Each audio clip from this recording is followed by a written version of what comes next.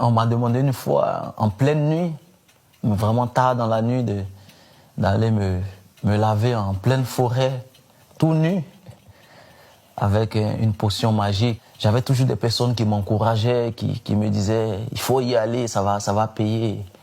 Et je voulais tellement retrouver cette gloire perdue là que j'allais malgré moi. J'ai bâti ma vie sur le foot. Pour moi, le foot était le rêve, était ma passion, était tout ce que je savais faire. Je commençais à être beaucoup blessé, ce que je ne connaissais pas avant. Je ne jouais plus trop. Donc, ce qui faisait que je perdais cette gloire-là, j'étais moins mis en lumière, j'étais en retrait. Et ça, c'est très douloureux pour un footballeur qui joue au haut niveau. Et donc, je voulais retrouver ma place de titulaire, retrouver cette gloire que je perdais. Donc, c'était dans la période de 2005 à début 2008. J'ai été conseillé par des connaissances, voilà, de chercher solution, de chercher réponse, de chercher secours. Et c'est comme ça que je suis rentré dans l'occultisme. J'avais des marabouts en Côte d'Ivoire, j'avais un marabout ici. Tout en jouant à Nantes? Tout en jouant à Nantes, tout en combinant le foot et toutes ces pratiques occultes là. Les marabouts, les prêtres occultes demandent de petites sommes, tout doucement, pour de petits sacrifices. Au début, c'était 500 €, après c'était 1000 €, après c'était 5000 €. Et malheureusement, je ne guérissais pas. Les problèmes que j'avais étaient beaucoup plus sérieux.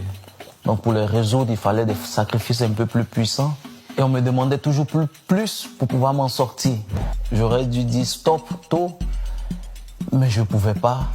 J'étais déjà les pleins pieds dans cet engrenage et je faisais toujours plus pour pouvoir me sortir de cette situation que je vivais très mal. Et je vivais très mal cette période-là. J'étais dans une dépression. Je ne dormais pas bien parce que je pensais au prochain sacrifice à faire, au prochain fonds à décaisser. Et c'est suite à ça que j'ai eu des pensées de suicide parce que c'était trop fort pour moi, c'était trop difficile pour moi de cumuler tout cela.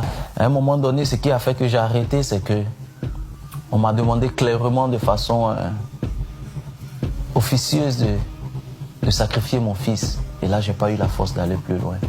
Et c'est à ce moment-là seulement que j'ai pu dire non. Sinon, avant, voilà, j'étais comme ensorcelé, j'étais comme envoûté. Et je ne savais plus où mettre la tête. Et j'ai entendu parler de Jésus à cette période. Et vu que j'avais tout donné, j'étais vraiment fatigué, je m'étais proposé d'essayer avec Jésus et de voir s'il pourrait m'aider à avoir vraiment la paix, à avoir vraiment la joie, à m'en sortir parce que j'étais vraiment perdu. Et c'est là que j'ai mis les pieds pour la première fois à l'église. Et là, j'ai donné ma vie à Jésus, j'ai ouvert mon cœur à l'évangile. Et ce qui s'est passé, c'est que j'ai reçu comme une vie nouvelle, j'ai reçu un cœur nouveau. J'ai reçu une joie que je n'avais jamais vécue, je n'avais jamais ressenti, même dans les périodes que j'estimais les plus glorieuses de ma vie passée.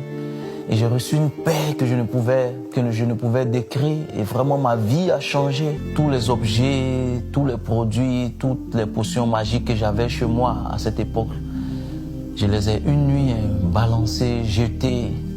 Et c'est comme ça que je suis allé vers la personne qui m'a introduit auprès des marabouts. Et c'est à cette personne-là que je dis que dorénavant, je ne voulais plus être associé à cela. Je ne voulais plus que mon nom soit associé à toutes ces pratiques. Je ne voulais plus jamais avoir recours au marabout, au monde occulte. Et que maintenant, la seule voie que je voulais suivre, c'était Jésus. Et donc ça a été mal pris.